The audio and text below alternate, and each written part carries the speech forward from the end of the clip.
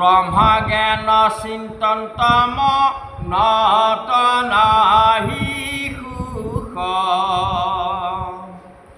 ন জানন্ত কৃষ কম নত মিলে দুখ অধমুখে আছে বহি হুয়া নিশাবদ সেহি বেলা তৈতে আহি মিলিলা নাৰদ।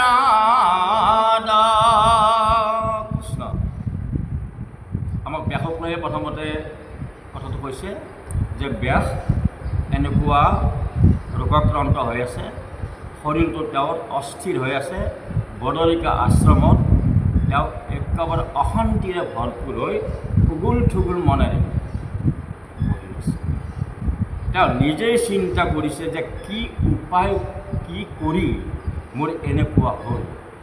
তেওঁতো ব্ৰহ্মজ্ঞানী, 4 বেদ 14 শাস্ত্ৰ তেওঁ নিজে লিখিছে, তথাপিতো তেওঁৰ এনেকুৱা শৰীৰৰ কি কাৰণে ৰোগাক্ৰান্ত হৈছে।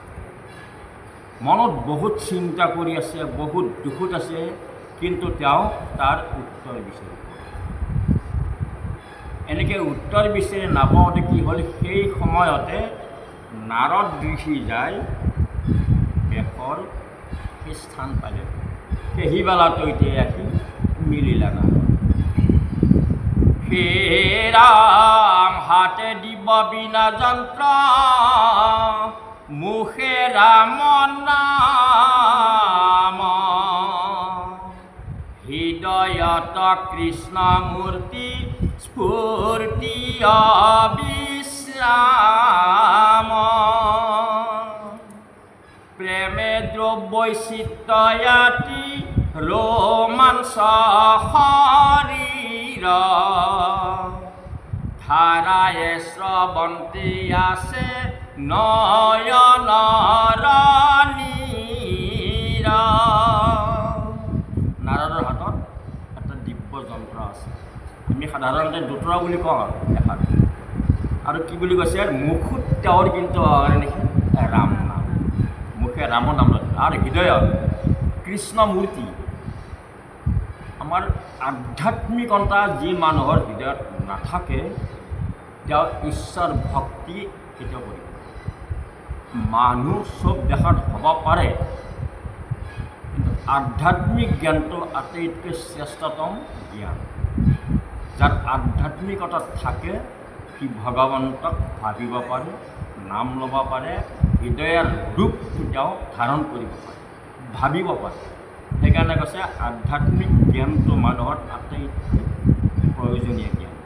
আৰু তেওঁ বুলি কি কৈছে যে চকু দি কিন্তু একদম চকু পানী ধাৰে শ্ৰৱন্তাই আছে নয়নৰ নীৰ, চকু দি পানী তেওঁৰ অহৰ্নিশে ওলাই আছে। আৰু কি বুলি কৈছে হৃদয়ত কিন্তু কৃষ্ণৰ শৰীৰটো অতি ৰোমাঞ্চিত। কিহেৰে ৰোমাঞ্চিত? নাম বস্তুৰে ৰোমাঞ্চিত। যি মানুহৰ শৰীৰ নামেৰে ৰোমাঞ্চিত হৈ থাকে সেই মানুহৰ শৰীৰ হঠাতে ৰোগাক্ৰান্ত নহয়। তেওঁৰ কোনো এটা শৰীৰৰ অংগই কোনো ধৰণৰ খুটি নতি নহয়।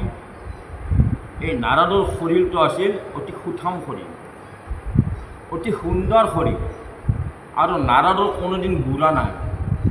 যিমান দেখিছে আপোনালোকে নাৰদ সদায় তৰুণ কলীয়া বুলি কৈছে, দেখা বুলি কৈছে। নাৰদে 4 যুগে ডেকা কৰি, আৰু তেওঁৰ ইমান আনন্দ আৰু ইমান ধুনীয়াকৈ তেওঁ হৰি নাম স্মৰণ কৰি থাকে। যলৈকে যায় আগে নাৰায়ণ নাৰায়ণ, তাৰ পিছতহে বাকী কথা আলোচনা। সেইকাৰণে তেওঁ সদায় হৃদয়ত ভগৱন্তক লগত লৈ হে ৰাম তুলন্ত যন্ত্ৰ তমহা হৰিৰ চৰিত্ৰ, নাৰদক দেখি বেশ ঋষি সচকিত, আঠে বেঠে উঠিয়া ধৰিয়া কীৰ্তঞ্জলি, পৰম গৌৰৱে ঋষি কৰিয়া সেৱালি। তেওঁৰ যিটো যন্ত্ৰ আছিলে, যিটো তেওঁৰ বাদ্যযন্ত্ৰ, সেইটো তেওঁ কি বুলি কৈছে, ঈশ্বৰৰ নামহে তাত ওলায়। সেইটো বজালে ঈশ্বৰৰ নামহে ওলায়। আৰু এইফালে কি বুলি কৈছে, বেশে নাৰদক দেখি অকস্মাত সচকিত হৈ গৈছে, সাৱধান হৈ গৈছে, সংযম হৈ গৈছে। নাৰদক দেখাটো এটা সৌভাগ্যৰ কৃপা। নাৰদক যিয়ে দেখে সি ঈশ্বৰক দৰ্শন কৰে। সেইকাৰণে নাৰদক দেখিয়ে বেশ ঋষি সচকিত হৈ গৈছে। বাপৰে কি আহিল! কিছুমান মানুহ চাব আপুনি, কিছুমান মানুহ দেখিলে আপোনাৰ মনটো কিমান এটা মানে আহি নাই, কিছুমান মানুহ দেখিলে মনটো আপোনাৰ পটককৈ বাপৰে এইজন আপোনাৰ ঈশ্বৰৰ যাৰ লগত লিংক থাকে সেইজনক দেখিলে আপুনি পৰম সন্তুষ্টি পায়, আৰু মানুহজনক দেখি আপুনি সাৱধান হয়। কথা বা কেনেকৈ কওঁ, তেখেতে বা কি কাৰণে আহিল, আমি বা কিবা অপৰাধে কৰিলোঁ নেকি, মানুহটো নিজে এটা ভাল ভাৱত উপনীত হয়। সেইকাৰণে দেখায়ো নিজকে নিজে সচকিত হৈ গৈছে। আৰু কি বুলি কৈছে, আঠে বেঠে তাড়াতাড়ি কৰি বহিবৰ কাৰণে আসন আনি দিছে।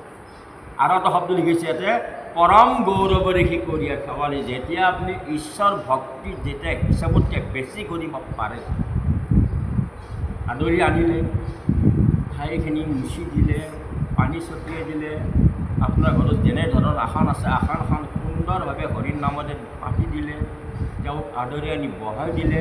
সেইকাৰণে কৈছে ইয়াতে গৌৰৱ শব্দটো ব্যৱহাৰ কৰি দিছে। হিচাপতকৈ বেছি শুশ্ৰূষা কৰিছে, বেছি আনন্দিত পায় মানুহে তেনেকৈ, ঈশ্বৰ ভক্তিৰ লগত যোগ হৈ যায়। সেইকাৰণে খুব ধুনীয়াকৈ নাৰদ দেখি শুশ্ৰূষা সেৱান বা বেশে কৰিছে। হে ৰাম দিলন্ত আসন আনি বহিবাৰতৰে,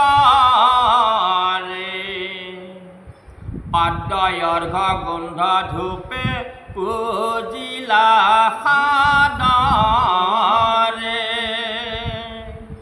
প্ৰণিপাতে পুছিলা কুশলয়া গমন, নাৰদে পুছিলা পাছে বেশত বচন। সুন্দৰকৈ বহাই মিলাই ধীৰ স্থিৰ গতিৰে সেৱা সৎকাৰ কৰি নম্ৰভাৱে, বিনম্ৰভাৱে, ভকতিভাৱে সুধিছে। কি বুলি সুধিছে, যে দেৱৰ্ষি নাৰদ আমাৰ আশ্ৰমত কি কাৰণে আহিলে? মানুহে ঘৰত আহিলে সোধে কি কাৰণে আহিল, কি সকামত আহিল, ধুনীয়াকৈ সুধিছে। এই বেশৰ কাহিনীটো নাৰদে জানে কাৰণে নাৰদে কৈছে যে বেশ মহামুনি, মোৰ কথাটো বাদ দিয়া, তোমাৰ কি হৈছে সেইটো কথা কোৱা। নাৰদে পুছিলা পাছে বেশ কৈছে, তোমাৰ কি হৈছে সেইটো কথা আগে তুমি কোৱা। হে ৰাম হাঁহিয়া বুলন্ত ঋষি কহি বৃত্তান্ত, কিবা হেতু নাহিকেতো মাৰ চিত্ত শান্ত, মহা উচ্চ পিছকীয় থিৰ নহি চিত্ত, মহন্তৰ মহাইটো কিনো বিপৰীত। মানুহে পোনপ্ৰথমে কথা এটা যেতিয়া আপোনাৰ আলোচনা হয়, কথা এটা যেতিয়া আপুনি পাতনি মেলিব, তেতিয়া আপুনি উজ্জ্বলতা হৃদয়ত আনিব, মুখত উজ্জ্বলতা আনিব, যাতে আলোচনাটো দুয়োজনৰে মংগল হয়। সেইকাৰণে কৈছে হাঁহিয়া বুলন্ত ঋষি।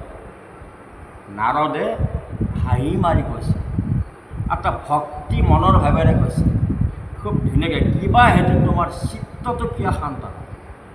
মানুহৰ যেতিয়া শৰীৰতকৈ আগে মনত বেমাৰ লাগে, চিত্তত বেমাৰ লাগে, শৰীৰটো ঠিকেই আছে কিন্তু মন স্থিৰ নহয়, আপোনাৰ চিত্ত স্থিৰ নহয়, অশান্তিৰে ভৰিব। সেইকাৰণে কৈছে তোমাৰ চিত্ত কিয় শান্ত নহয়। আৰু কি বুলি কৈছে, মহা উচ্পিচ কৰি থাকে। তুমি ইফালেও বহিও শান্তি নাপা, শুইও শান্তি নাপা, খায়ো শান্তি নাপা, তোমাৰ ক'তো শান্তি নাপা, উচ্পিচ কিয় কৰি আছা। আৰু এটা শব্দ কৈছে মহন্তাৰ মইতো কোনো বিপৰীত। তুমিতো মহন্ত, তোমাৰ কি মুখত পৰিলা তুমি এনেকৈ যে বিপৰীত ফালে তুমি ভকতিৰ পৰা গুচি। শৰীৰৰ সংযমৰ কাৰণে, শৰীৰটো সুস্বাস্থ্যৰ কাৰণে, শৰীৰটো ভালে ৰখাৰ কাৰণে তিনিটা বস্তু অৱলম্বন কৰিব। আপুনি প্ৰথমতে খাদ্য সদায় বিচাৰ কৰি খাব লাগে। এইখিনি খাদ্য আমাৰ শৰীৰৰ কাৰণে উপযোগী হয় নে নহয়, এইখিনি খাদ্য ঈশ্বৰৰ চৰণত অৰ্পণ হৈছেনে নাই, খাদ্য বিচাৰ কৰি খাব লাগে। আৰু খাদ্য খাব লাগে আপুনি শৰীৰে হজম কৰিব পাৰে। মোৰ শৰীৰটোৱে কিমান পৰিমাণৰ খাদ্য হজম কৰিব পাৰে সিমানখিনিহে খাব লাগে। আৰু খাদ্য আপুনি সদায় ঈশ্বৰৰ স্থানত আৰু ঈশ্বৰৰ নামৰ দ্বাৰা দিয়াহে সেই পাত্ৰৰ পৰা গ্ৰহণ কৰিব।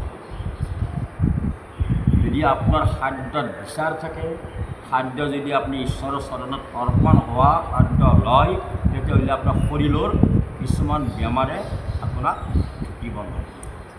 সেইকাৰণে কৈছে খাদ্য বিচাৰ থাকিব লাগে। সেইকাৰণে এটাই কৈছে মহন্ত, তুমি মহন্ত, কিহৰ কাৰণে তোমাৰ এনেকুৱা কাৰ্য হ'ল। হে ৰাম কৰিলাহ অনেক, কৰিলাহ বেদৰয় অনেক শাখভেদ, যাৰ যেন জাতি ধৰ্ম দিলা পৰিচ্ছেদ, কৰিলাহ ভাৰত পুৰাণ অষ্টাদশ, জগতত ব্যাপিলা তোমাৰ মহাযশ। তুমি বেদক ভেদ ভেদ কৰি ভিন্ন ভিন্ন কৰি দিলা, নানা ধৰণৰ তুমি শাখা কৰি দিলা। কাৰ কি জাতি ধৰ্ম সেইবিলাক তুমি চব তোমাৰ শাস্ত্ৰত লিখি দিলা। আৰু কি কৰিলা তুমি, ভাৰত পুৰাণ অষ্টাদশ লিখি দিলা। আৰু তোমাৰ নামটো পৃথিৱীত বোৱাই যে বেশৰ সমান জ্ঞানী নাই, তোমাৰ নামটোহে তুমি পৃথিৱীত প্ৰচাৰ কৰা। আচল জেগাত পাই নাৰদে লাহে লাহেকৈ বেশতালৈকে জানিছে, বাহিৰৰ পৰা ভিতৰলৈকে। কিছুমান শব্দ আপোনাৰ বাহিৰৰ পৰা ক্ৰমান্বয়ে ভিতৰলৈকে নিক্ষেপ কৰে। আৰু যেতিয়া ভিতৰলৈ নিক্ষেপ কৰে, ভিতৰত যেতিয়া কথাটো যাই পৰে, তেতিয়া আপোনাৰ ভুলৰ উপলব্ধি ঘটে। মই কি ভুল কৰি আছিলোঁ, কি ভুললৈ সেই কথাখিনি মোৰ গাত ভাবিছে, সঁচাকৈ মই এইটো ভুল কাম কৰি আছোঁ। আত্মাক উপলব্ধি, আত্মা যেতিয়া উপলব্ধি হয়, যদি আপুনি সেইটো স্বীকাৰ কৰে, তেতিয়াহ'লে আপোনাৰ প্ৰায়শ্চিত্ত। মানুহে ভুলবিলাক যদি কোনোবাই উনুকিয়াই দিয়ে, কোনোবাই ধৰি দিয়ে, তেতিয়া সেই ভুলটো স্বীকাৰ কৰিব। সাধাৰণতে বহুতে স্বীকাৰ নকৰাৰ কাৰণে সেই কথাখিনি তেওঁক জীৱনটোৱে খুলি খুলি খায়। আৰু যদি স্বীকাৰ কৰা হয়, মই জ্ঞানতা হওক বা অজ্ঞানতা হওক, এইখিনি ভুল কাম কৰা গ'ল। আজি আপুনি মোক শুধৰাই পবিত্ৰ কৰি, মই এইখিনি স্বীকাৰ কৰিছোঁ। ইয়াৰ বিনিময়ত যদি মই কিবা ভুলৰ প্ৰায়শ্চিত্ত কৰিব লাগে, তেতিয়াহ'লে মই কৰিম। ভগৱন্ত যাতে প্ৰমাণ, তেতিয়াৰ পৰা আপুনি মনো পাতলা হ'ল, শৰীৰো ভাল হ'ল, শুদ্ধ হ'ল, ঈশ্বৰে আপোনাক কৃপা কৰিব। সেইকাৰণে এটাও কৈছে যে তুমি নিজকহে গোটেইখিনি বিয়পি পেলা। হে ৰাম ব্ৰহ্মক সাক্ষাৎ তথাপি কৰা সমাধিত, তথাপি তোমাৰ কেনে অসন্তুষ্ট চিত, কহিও কাৰি সিমুত ইহাৰ কাৰণ, শুনি প্ৰণিপাতে বেশে বলিলা বচন কৈছে তোমাৰ কি কাৰণে তুমিতো ভগৱন্তক সাক্ষাৎ কৰিবা, তুমি ভগৱন্তক বৈকুণ্ঠৰ পৰা নমাই আনিব পাৰা, তোমাৰ এইটো তত্ত্বশক্তি আছে, কিন্তু তুমি কি কাৰণে এনেকুৱা হৈ আছিলা, তোমাৰ মনটো কিয় ইমান অসন্তুষ্ট। নাৰদৰ কথাত যেতিয়া বেখাই কৈছে যে শুনা মই হে ৰাম হও যদি আমি বেদ শাস্ত্ৰত পাৰ্গত, কৰুণীতে ঈশ্বৰায়ৰ পন কৰ্ম যত, মহাজ্ঞান পুণ্যই আমি জগতে প্ৰখ্যাত, হন্ত সমধিতে ব্ৰহ্মা আপুনি সাক্ষাৎ। কৈছে আমি হয় বেদশাস্ত্ৰত পাৰ্গত হয়, কিন্তু আমি কৰুণীতে ঈশ্বৰ অৰ্পণ কৰ্মযত। তেওঁ কৈছে আমি যি কাম কৰোঁ ঈশ্বৰৰ চৰণত অৰ্পণ কৰোঁ, কিন্তু অৰ্পণ কেনেকৈ কৰোঁ, অৰ্পণ কৰাৰ ভাগ আছে। অৰ্পণ কৰিব জানিলে ইয়াতেই দিব পিছফালে আছে, এই অধ্যততে আছে, কোনটো বস্তু কৃষ্ণই গ্ৰহণ কৰে আৰু কোনটো বস্তু কৃষ্ণ গ্ৰহণ কৰে। কিছুমান বস্তু ঈশ্বৰৰ ওচৰত অৰ্পণ কৰিলেও তেওঁ গ্ৰহণ কৰে, আৰু কিছুমান বস্তু ভগৱন্তই এনে আপুনি ভাৱত দিলেও তেওঁ গ্ৰহণ কৰে। অৰ্পণ কৰিব জানিব, কেনেকৈ অৰ্পণ কৰিব লাগে পিছফালে আছে বাৰু আমি সেইখিনি পাৰি পাওঁ। হে ৰাম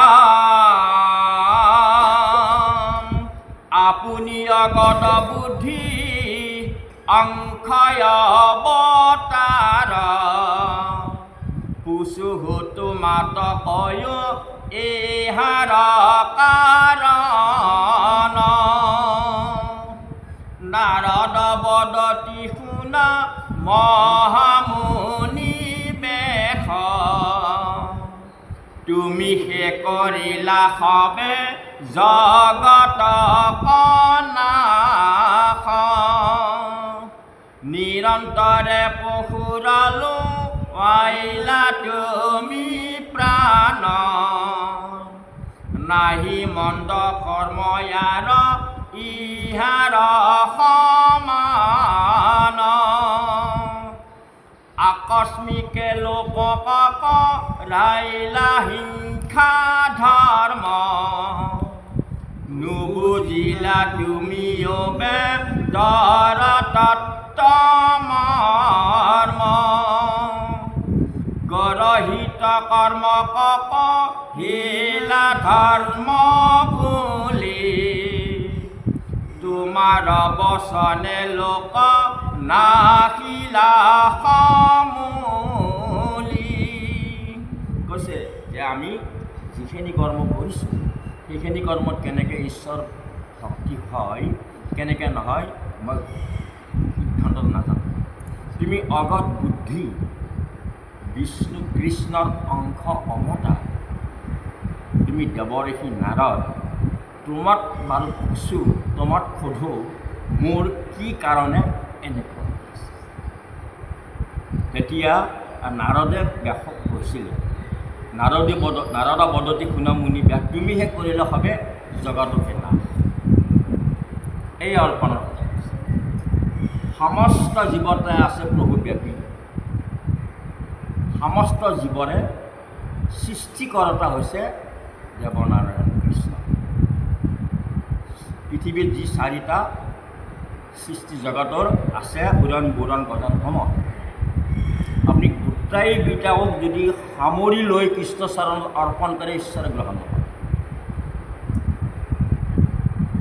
আপুনি দেৱদেৱীৰ আগত যদিও বলি এটা দিয়ে, সেই বলিটো যদি আপুনি গৃহস্থীৰ মংগলৰ অৰ্থে ভাবি দিয়ে, এটা যদি জীৱ হিংসা কৰি কাটি যদি আপুনি এটা জীৱৰ মুক্তি বিচাৰে, সেইটো কৈছে হিংসা ধৰ্ম বুলি কৈছে।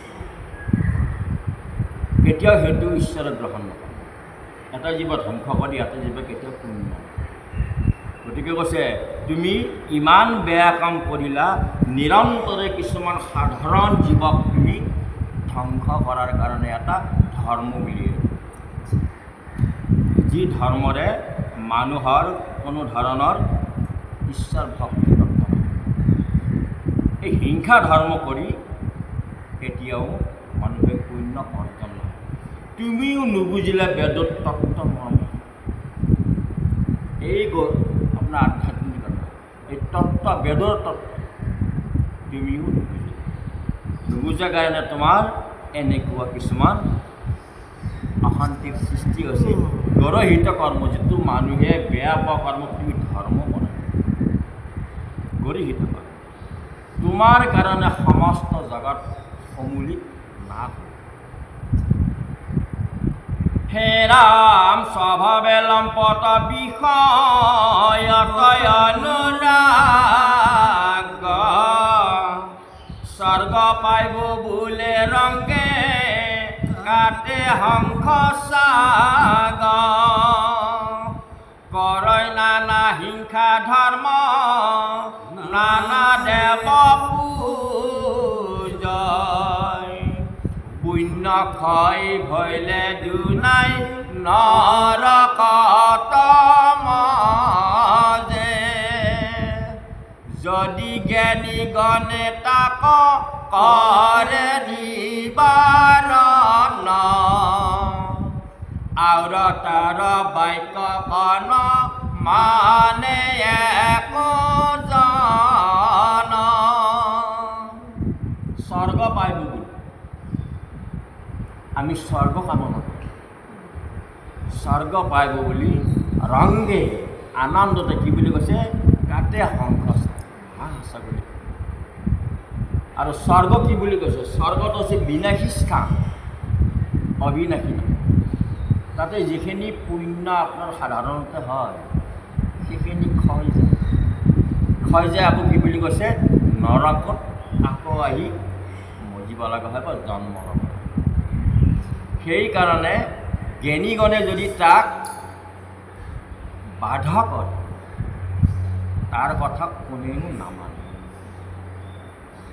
সাধাৰণতে জ্ঞানীসকলে, জ্ঞানী বুলি কোন জ্ঞানী কোন বৈজ্ঞানিক সেইটোৰ প্ৰভেদ নাই। যিয়ে বেদৰ তত্ত্ব বুজি পায়, ঈশ্বৰ ভক্তিক বুজি পায়, এক দেৱ ঈশ্বৰক চিনি পায়, সেইবিলাকে যিবিলাক পৰলোক প্ৰাপ্তি জীৱ গৃহস্থিত হয়, যেতিয়া মৃত্যু হয়, দুই ধৰণে মানুহে অনুষ্ঠানবিলাক কৰে। এক ধৰণে কৰে, চিঠিখনত লিখে স্বৰ্গগামী, স্বৰ্গগামী বুলি লিখা বা স্বৰ্গগামী বুলি অনুষ্ঠান কৰাবিলাক জীৱ আকৌ নৰকলৈ আহে, স্বৰ্গত থাকিব নোৱাৰে। আৰু কিছুমানে লিখে ঈশ্বৰৰ নামেৰে নাম কীৰ্তনৰ মাজেৰে বৈকুণ্ঠগামী, যিবিলাকে বৈকুণ্ঠগামী বুলি বৈকুণ্ঠত পঠাই, বৈকুণ্ঠৰ জীৱ দ্বিতীয়বাৰ পৃথিৱীত নাই, ঈশ্বৰৰ লগতে থাকে, ঈশ্বৰৰ নাম কীৰ্তনে কৰি থাকে। বৈকুণ্ঠত মৃত্যু নাই, জৰা নাই, ৰোগ নাই, অকল ঈশ্বৰৰ নামেৰে বৈকুণ্ঠত জীৱ আনন্দৰে বাস কৰে। সেইকাৰণে বৈকুণ্ঠগামী জীৱৰ অনুষ্ঠান একেবাৰে ভগৱন্তৰ তাত পঠাই দিয়ে যে প্ৰভু তোমাৰ ভগৱন্তই আৰু সেই জীৱ তেওঁৰ চৰণৰ স্থান। সেইকাৰণে বৈকুণ্ঠগামী জীৱক ভগৱন্তই সদায় স্থান দিছে। বোলে হে ৰাম বোলৈ উপলম্ভ কৰি বচন খণ্ডিত, বেশতাই অধিক মহিলা এহান্তে পণ্ডিত।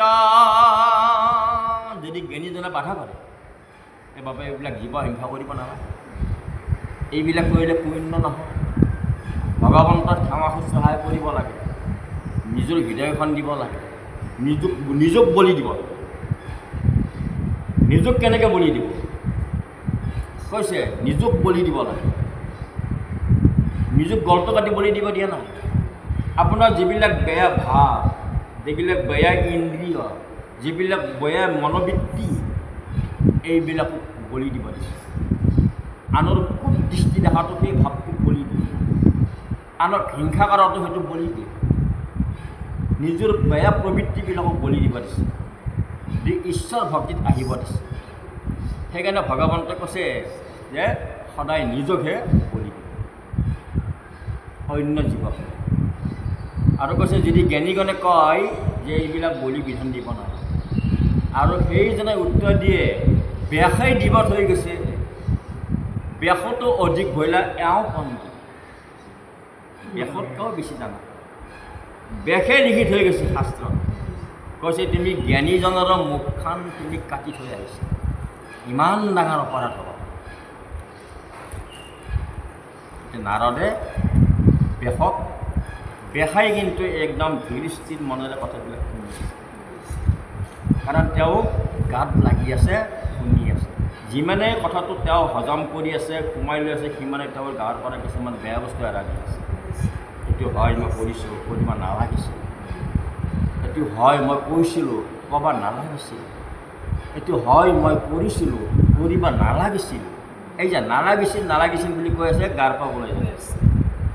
তেওঁ ঈশ্বৰ ভক্তিটো সোমাই আছে, তেওঁ নিজকে নিজে এইবিলাক হেৰাম প্ৰকৃতি কহিলা তুমি আনহে ধৰ্ম নকৈলা প্ৰখ্যাত কৰি কৃষ্ণ কীৰ্তন সিজিলা তোমাত ঋষি পৰম অন্যায়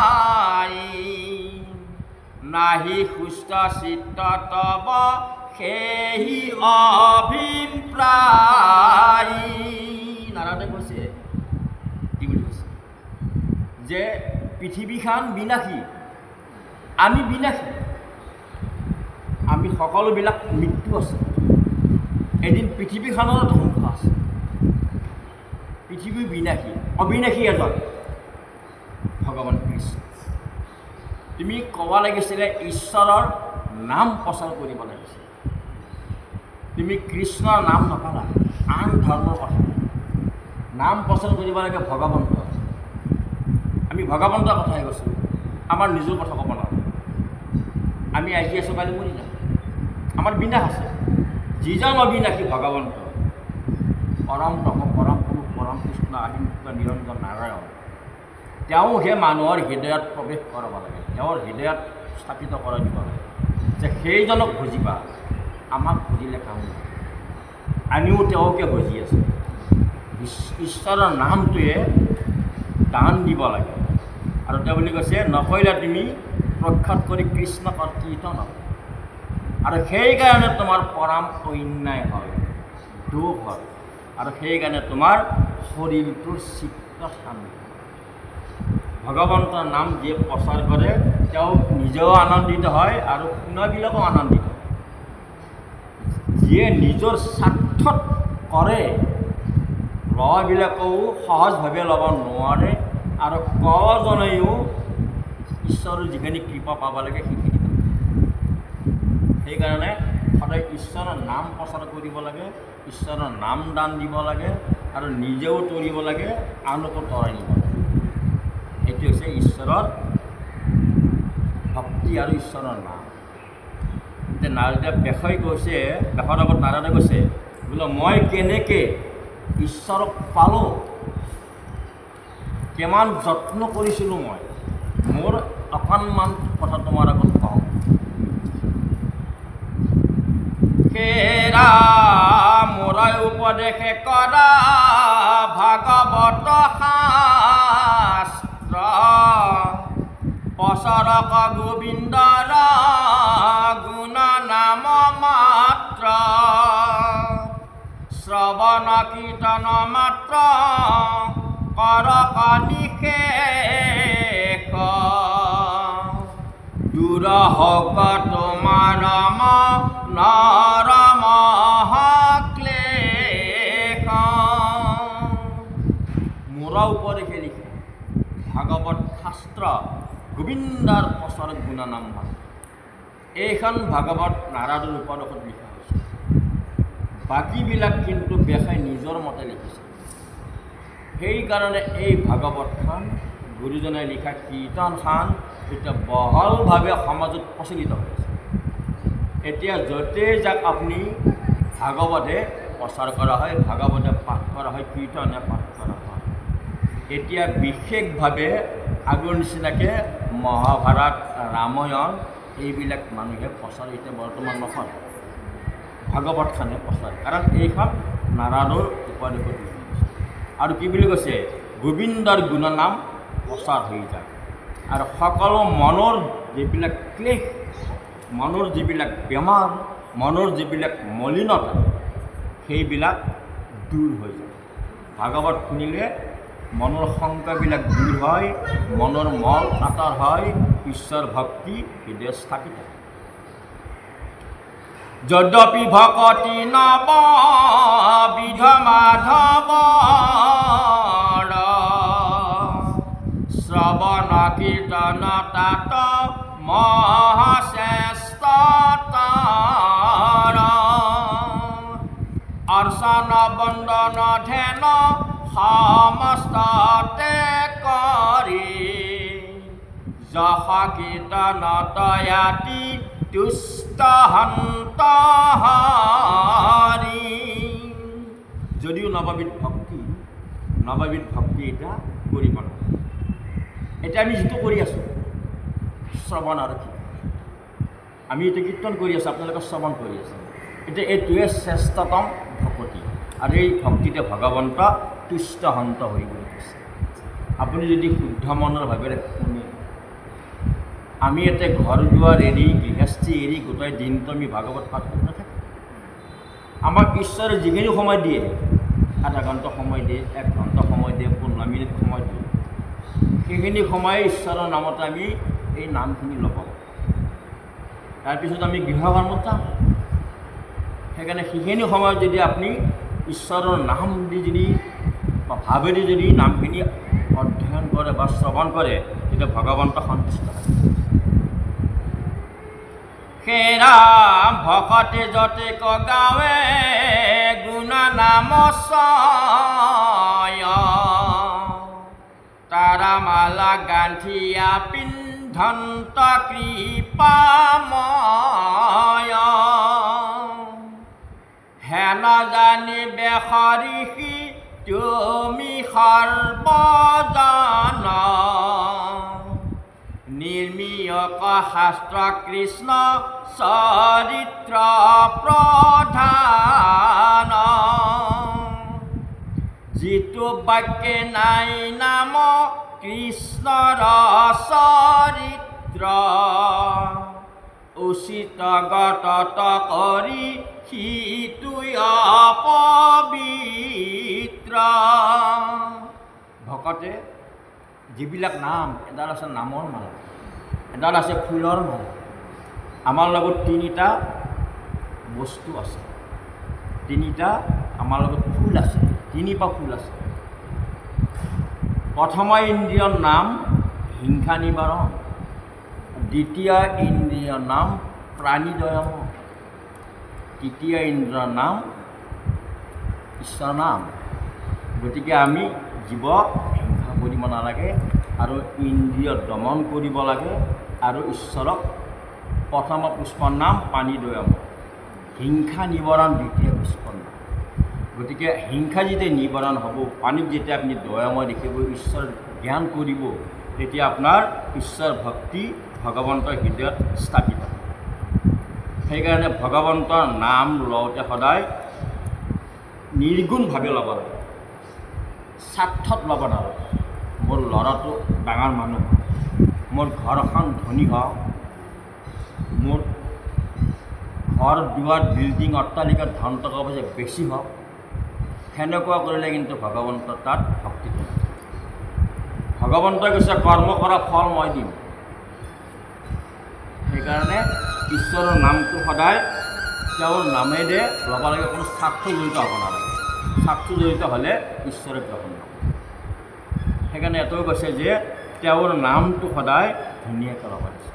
আৰু ব্যাসক কৈছে, কি বুলি কৈছে, যে তোমাৰ এই ভাগৱতখনত 18,000 শ্লোক আছে, যিটো বাক্যে নাই গোবিন্দৰ নাম উচিষ্ট গৰ্তত কৰি সেইটো অপবিত্ৰ। যিটো যিজোপা বাক্যত কৃষ্ণৰ সহস্ৰ নামৰ এটা সময় নাযায়, সেইজোপা বাক্য উচিষ্ট গৰ্তত কৰি অতি অপবিত্ৰ। প্ৰত্যেক জোকা পাণ্ঠিতে বাক্যতে কৃষ্ণৰ সহস্ৰ নামৰ এটাকে সোমাই যাব লাগে। কৈ ধৰি দিছে। দেখোন এইখিনি ধুনীয়াকৈ নাৰদে কৈছে। হে ৰাম কাকতুল্য কামী পুৰুষৰ তাতৰতি, ভকতৰ নাই তাত অভিলাষমতি,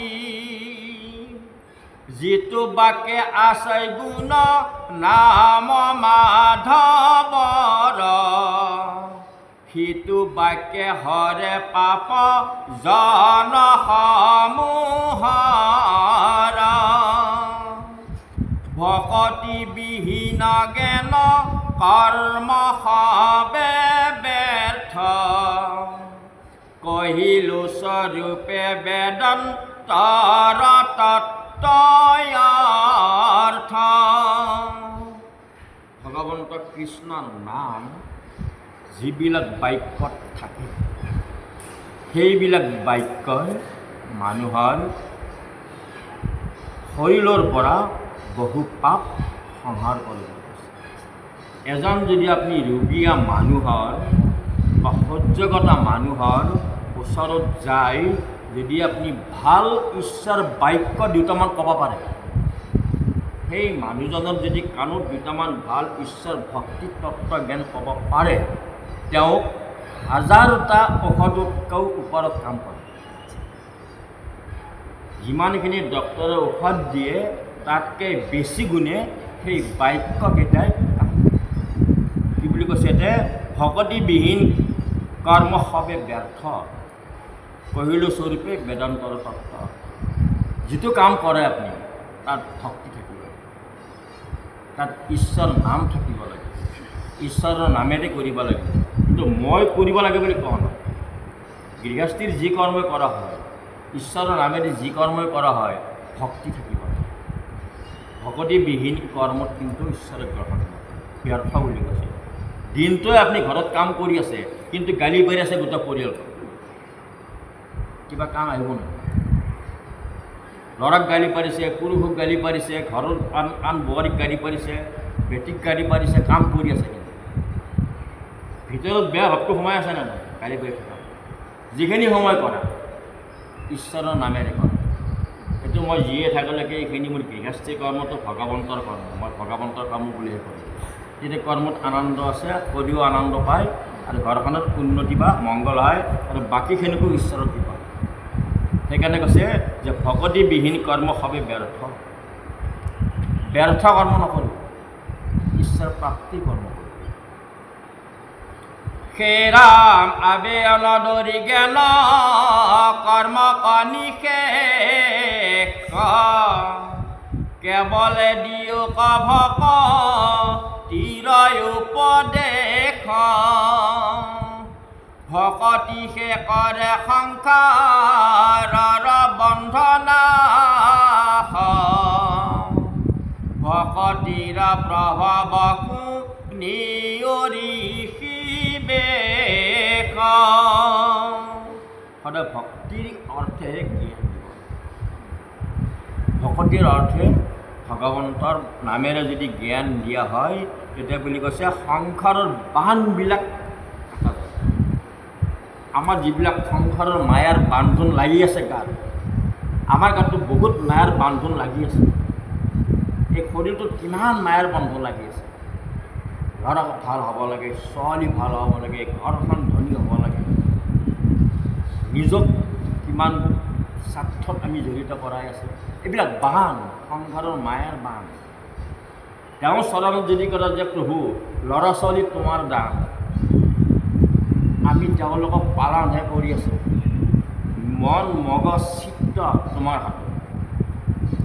আমি ভকতি ভাৱেৰে তোমাক সেৱা জনাইছোঁ, তুমি যেনেধৰণে পৰিচালনা কৰা তুমি কৰি তেওঁৰ তাত অৰ্পণ কৰি তেওঁৰ তাত সেৱা শুশ্ৰূষা কৰি থাকক। আপুনি নিজে কৰিব নাযাব, কিন্তু নিজেই নোৱাৰে। সেইকাৰণে ভগৱন্ত তাত যদি কৰা হয়, ভকতিহে কৰা সংসাৰৰ বন্ধন এই বান্ধবিলাক যদি বান্ধবিলাক কাটি দিয়ে, তেতিয়া আপোনাৰ বহুতখিনি মুক্ত। বান্ধ থাকিলে মুক্ত নহয়, বান্ধ থাকিলে মুক্ত। মুক্ত যদি হয়, তেতিয়া আপুনি আনন্দ যদি পায়, তেতিয়া আপুনি ঈশ্বৰ ভক্তি কৰাটো বা মানুহৰ লগত কথা বতৰা পতাত আপুনি ভালো লাগে মন। সেইকাৰণে সদায় ভকতিৰ দ্বাৰাই সংসাৰৰ বান্ধবিলাক কাটি ল'ব। থাকাখিনি থাকিব, যিখিনিত থাকিলে আমাক শৰীৰটোক তাক দুৰ্বল কৰিব। কিছুমান সংসাৰৰ মায়াৰ বান্ধনে আমাক বহুত দুৰ্বল কৰি পেলায়। সেই দুৰ্বল কৰিব পৰা বান্ধবিলাক কাটি ল'ব, তেতিয়া আপোনাৰ কোনো ধৰণৰ অশান্তি নাই। আমিতো মৰিমেই এদিন, জানো। থাকাকেইদিন তেওঁৰ লগত পাৰাকলৈকে লাগি থাকিব। তুমি প্ৰভু আমাৰ মুখৰ পৰা যে তোমাৰ নামটো কাটা নাপায়, তুমি সেইখিনি কিবা তোমাৰ নামটো যাতে আমাৰ মনত বা হৃদয়ত স্থাপিত হয়, উচ্চাৰিত হৈ থাকে। স্বধৰ্মকতে জীৱ জয় কৃষ্ণক সম্প্ৰতি, তাতে প্ৰেম পূৰ্ণ যেবে নভৈলা ভকতি। ভৈল ভ্ৰষ্ট যদি বায়ল পথে গৈলা প্ৰাণ, জানা নাহি তথাপিতা হাৰ অকল্যাণ। ঊৰ্ধ্ববাহু কৰি হেৰ কৰ অংগীকাৰ, অধম জাতিত যদি জন্ম ভৈলা তাৰ। জ্ঞানীটো কৰ্মীটো কৰি তথাপি অধিক, দেৱৰ বন্দনিহিত ভকতি ৰসিক। স্বধৰ্মকতে যদি কৃষ্ণক ভকতি কৰা, স্বধৰ্মকম। আমি যেতিয়া ভাগৱতত ৩০ স্কন্ধত লিখা আছে, যিটো জীৱৰ তামসিক গতি তাতে আধ্যাত্মত লিখাই আছে, সন্তান যেতিয়া গৰ্ভস্থিতি হৈ থাকে, সন্তানে যেতিয়া গৰ্ভস্থিতি হৈ থাকে, যেতিয়া মাতৃ যি সন্তানক গৰ্ভত কষ্ট দিয়ে,